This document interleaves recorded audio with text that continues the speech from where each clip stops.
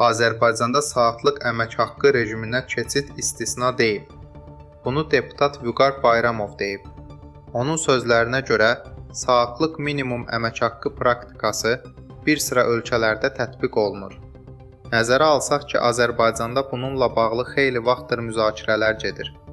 Əmək və Əhalinin Sosial Müdafiəsi Nazirliyi tərəfindən də bu praktikanın araşdırılması və tətbiqi imkanlarının müzakirə olunduğu bildirilmişdi.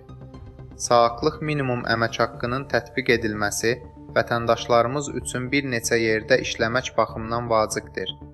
Bu, vətəndaşlarımızın bir neçə yerdə çalışmasına və daha yüksək əmək haqqı almasına gətirib çıxara bilər. Çünki nəticə etibarilə saatlıq minimum əmək haqqını tətbiq edən başqa ölkələrin praktikası göstərir ki, bu işləyən vətəndaşların əmək haqqlarının artmasına təsir göstərir. Xüsusən də əmək müqaviləsi ilə çalışan vətəndaşların əmək haqqlarına təsir göstərir. Deputat deyir ki, bu həm də həftə sonu və işdən sonra bayram günü işləyən vətəndaşların daha yüksək tarifli gəlir qazanmasına gətirib çıxaracaq. Eyni zamanda, işçilərin sosial hüquqlarının qorunması baxımından vacibdir. Nəticə etibarilə, bu artıq hər saata görə əmək haqqı ödənilməsi anlamına gəlir.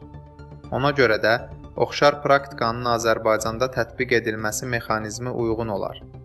Bu istiqamətdə müzakirələrin və təhlillərin aparılması ondan xəbər verir ki, Azərbaycanda da saatlıq iş rejiminə keçilməsi istisna deyil.